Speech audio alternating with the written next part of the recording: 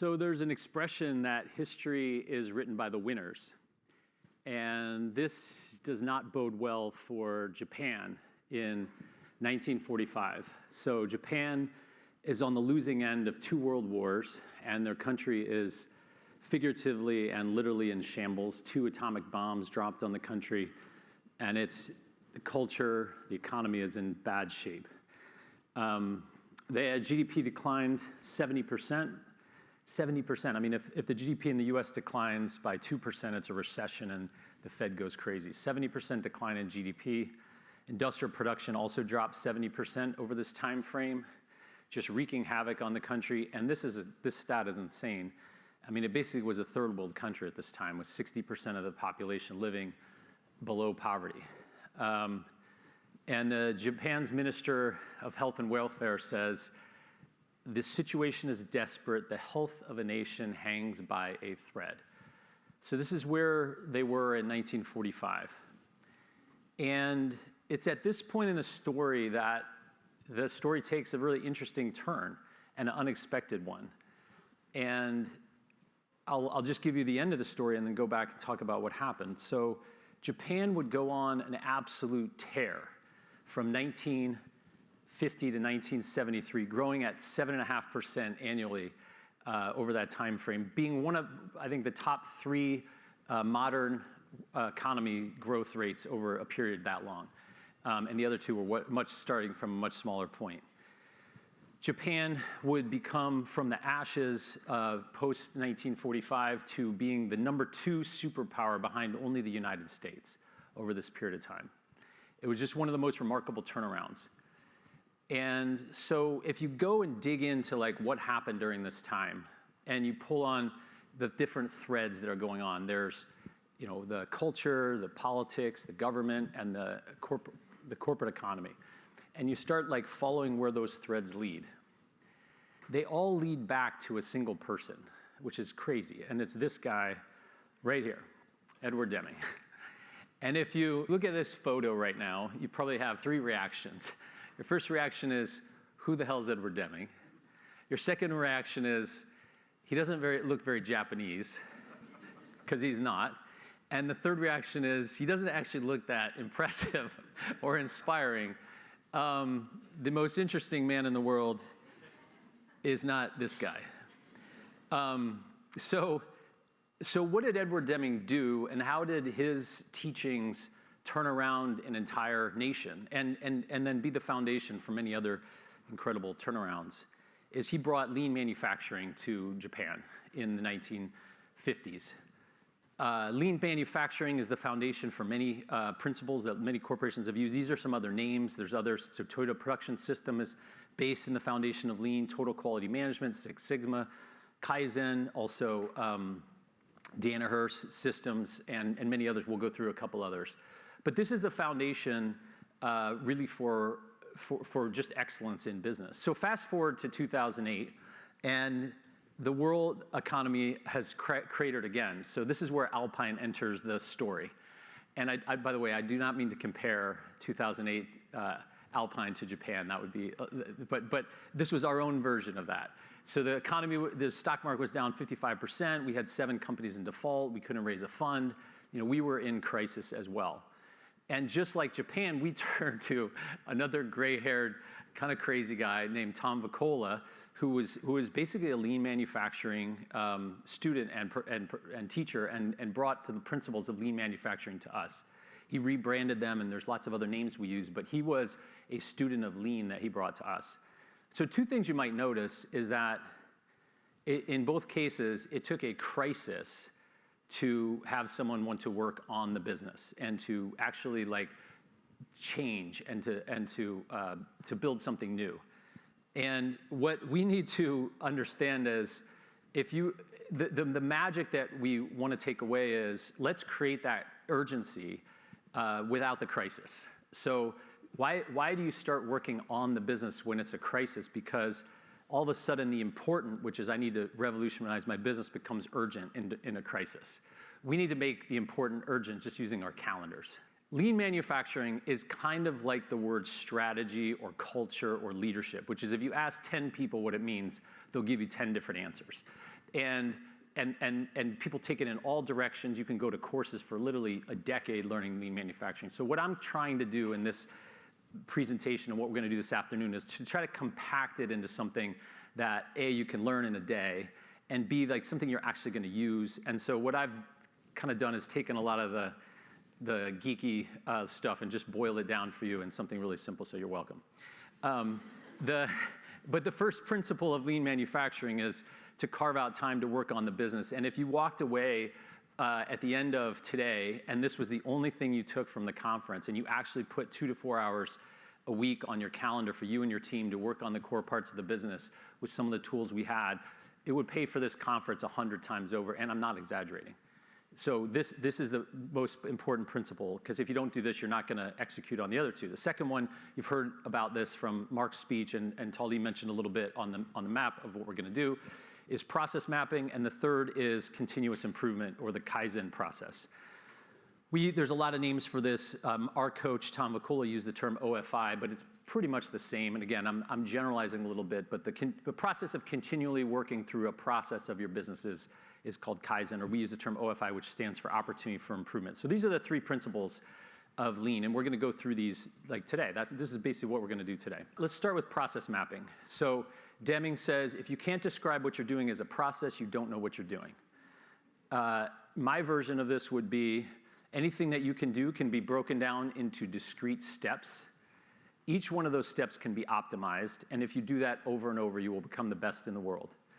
It's tedious. It's not rocket science. It's tedious. Process mapping is tedious. In fact, working on the business is tedious. It's not brilliance. It's tedious. It's discipline. Like, that's really what lean manufacturing is. More than incredible, like, oh, these amazing thoughts that you have and you're brilliant. It's about making the time and being tedious. So this is Alpine circa 2011 with Tom Vacola. This is Billy McGuy's handwriting here. And we decided we're going to map out our pre-LOI process. Okay, so what happens when a deal comes in from the time we sign an LOI? What's that process? This is actually what it looked like. And by the way, this is a optimistic version of what it looked like. Because what really happened is there were like 12 different versions of it, depending on where the deal came in and whether the partner was in a good mood and if this person had time or they handed it off to an associate or whatever. So probably in a lot of your companies, that's happening as well. You might say, oh yeah, we know the process for somebody having a software demo into converting into a customer, and then you go watch 7 people do it and they all do it differently. So that's part of process mapping, is you're trying to get everyone not just on the same process, but on the best one you can imagine. So it sounds really like not that exciting. So let me show you what happened for us. This is just one process we mapped in half a day, and you're going to recognize the changes this made, because these are still things that are true today. So this is us, circa 2011. This is mapping out our process. These are little stickies. You made note on your table. You too have stickies that you're going to use later. So we mapped out all the core processes. The reason you use stickies is so you can move all this stuff around. And then it came out looking like this. Now, I know you can't read this, but what you can take away is this is a very pretty, well-designed process of how deals are going to work. And it was aspirational. This was not how it was working then. This is how we wanted it to work if everything were perfect. This would be like how the dream pre-LOI deal would work. So I'm going to double click on just 2 parts of this so you can just kind of get a sense of the power of this process. First, how to build a process map. You have a box, which is an activity. That's something that's happening. And then you have a square on its side. What's that, parallelogram or something, that is a decision. And then when the decision, the thing branches, right? The yes goes that way, a no goes this way. And then if it's a no, things happen, or it terminates. And then if a yes, other things happen. One of the most important parts about this is who's in the process. You put their names in the box. And then you put one person who's accountable. So if you've ever try to hold people accountable, and you have a team of people and you're like, oh, there's 4 people, we'll just hold them accountable. That doesn't work. You need a single name. So you have a single name of accountability and who's in there. And the magic of this is it speeds things up dramatically. So anyway, I'll give you an example. So here's what happened for us. We had this box on our map that was, should we visit the company? And we had 3 lines coming out of that, which was no, we're not going to visit it. Yes, we're going to visit it, or we'll just do more work. We don't know yet. And it turned out that 80% of all of our deals would go in the we'll do more work part, 80%. So, as you saw last night, around this time, we were a team of like 12 people. And we probably had 12 to 15 deals that were kind of clogging up in this do more work area. So this was just, so two things would happen. One is it just was a lot, there was a lot of, as Mark said, activity. There's just a lot of things going on. And two is there was adverse selection. The deals that we really wanted would go quickly, and we were hanging around, we lose those. And the ones that were left after all of our thinking about it were not the ones we wanted. So we just got rid of that box. Our process, we just got rid of it. We're like, no, you can't, that's not an option. But back then it was, a deal comes in, you can kill the deal or you can go visit it in the next 7 days. Those are the only boxes. There's no other option. So pass or sprint. You may have heard this vernacular even to this day, sprint visits, management sprint visits or sprint deals or whatever. That's where this came from. We put in 2 boxes, that's it. And this came from one process mapping. So we reduced the time that we reduced the time on deals that didn't close by 90%. For a 12-person team, this is like quintupling our capacity or more. This was just revolutionary for us. And by the way, we also started winning the deals we wanted to win. And this just came from this process mapping exercise. Here's another one. So in this process map we drew, that whole big one you saw with all the arrows and the triangles and all that, there was one box on there that said management visit. Okay, yeah, that's part of the pre-LOI thing. You're gonna go see the company and have a management visit. So we looked at that whole map and we said, what's the critical step? Like, what's the one step in there that is the most critical? And that was this. Okay, so you put a big X on your most critical step. This is part of what we're gonna do today.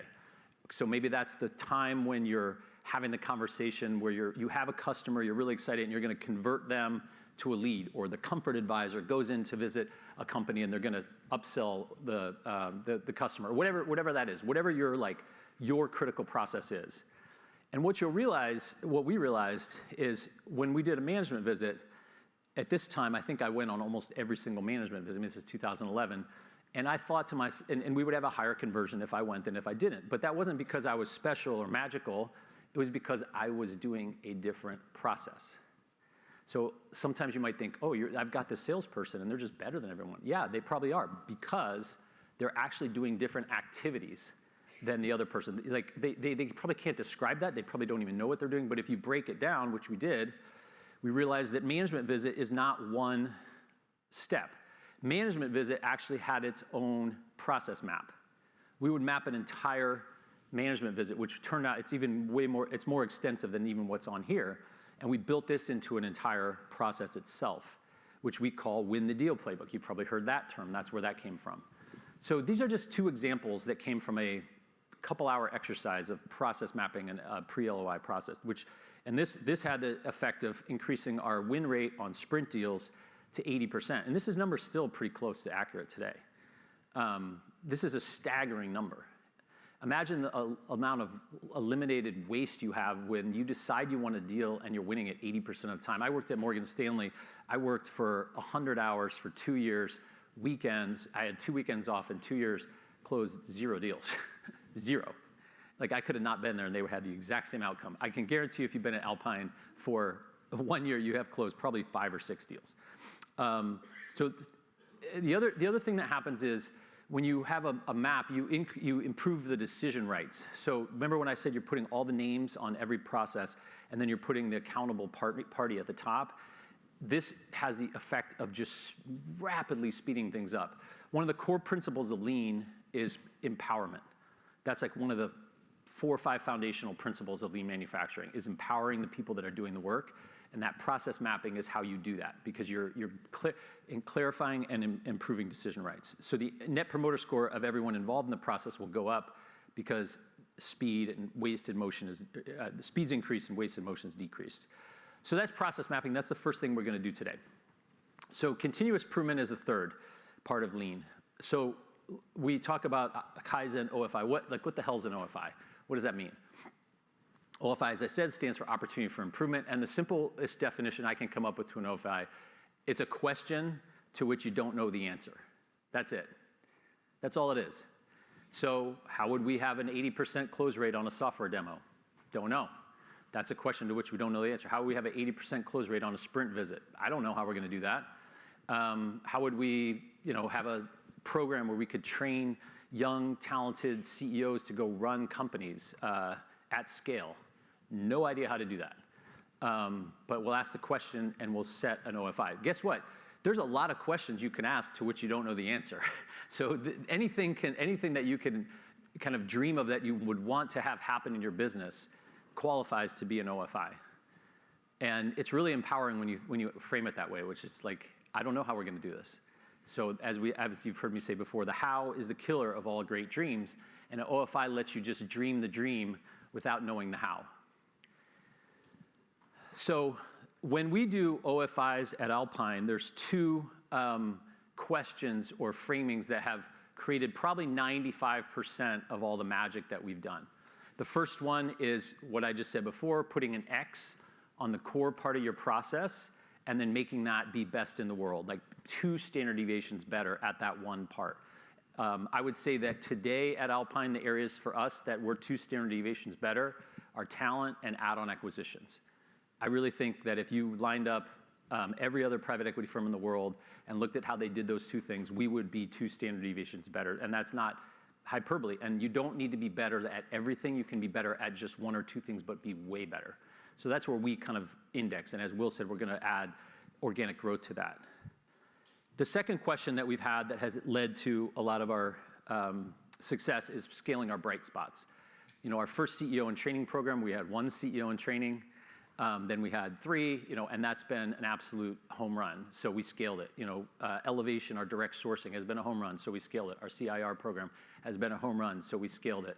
Doing buy-side brokers has been a home run, so we scaled it. You have bright spots everywhere in your business. You might have a particular salesperson that's closing amazingly. You might have a customer that is buying all of your products and loves it. You might have an acquisition channel that is raging and has a 10-to-1 LTV to CAC. So you have bright spots everywhere in your business, and there's this common, like we're loss-seeking creatures, so we a lot of times run around trying to fix things that are broken, but if you scale the stuff that's working and make that take up enough space, the stuff that's not working kind of just goes away over time. So this is way more powerful than fixing the stuff that's broken. So these are the 2 Kaizen OFI things that have, again, I'm simplifying lean down like dramatically. So again, you're welcome. Southwest is my favorite example of putting an X. So in 1972, Southwest had a huge lawsuit against them, and airlines were trying to put them out of business because they had low fares. They won the lawsuit. They had $143, not $143,000, $143 in the bank. So they had 4 planes at the time, and they were going to have to sell one of the planes. It was the only way they were going to survive. So Herb Kelleher says to Bill Franklin, who's the VP of operations, he says, "Hey, Bill, I need you to take our schedule."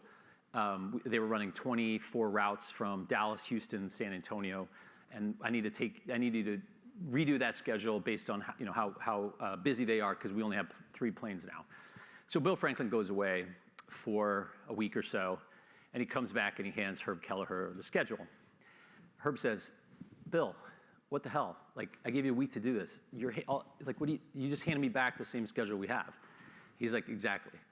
He's like, yeah.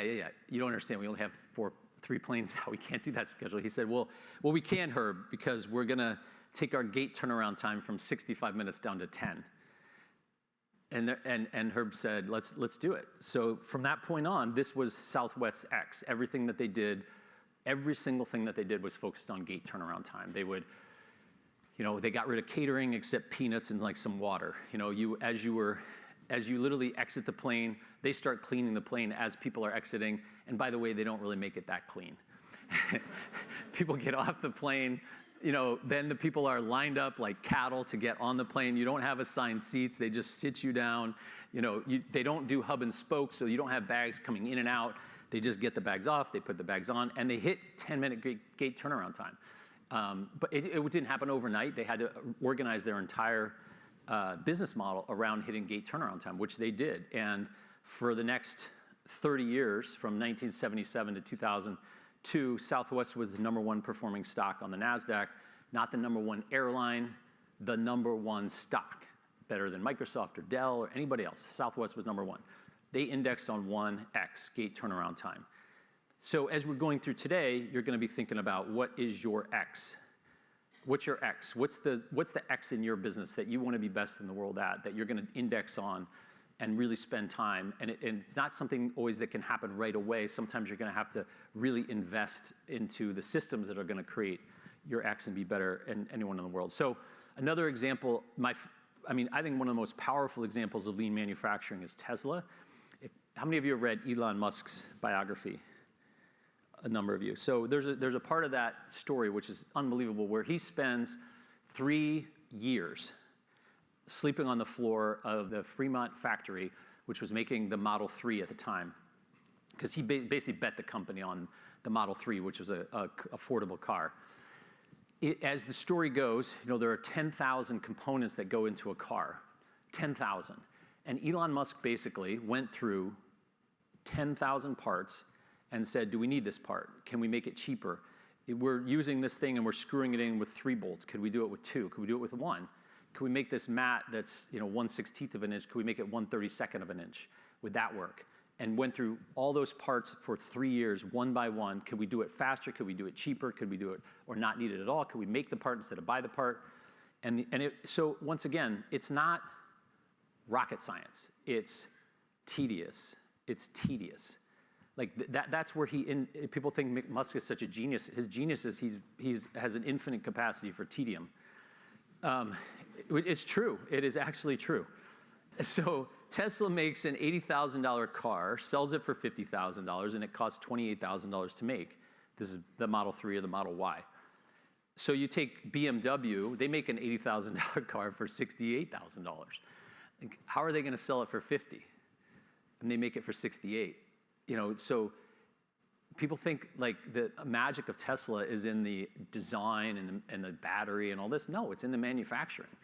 And Musk will tell you, he'll say that on an interview. He'll say, yeah, like we are probably 6 standard deviations better than the next best car company at manufacturing because of the lean manufacturing process. They now have lean senseis all over Tesla and stuff like that because Musk himself is not sleeping on the floor anymore. But Tesla is a expression of lean manufacturing at its finest.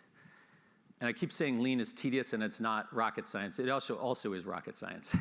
It costs NASA $1 billion to do a rocket launch. It costs SpaceX $70 million.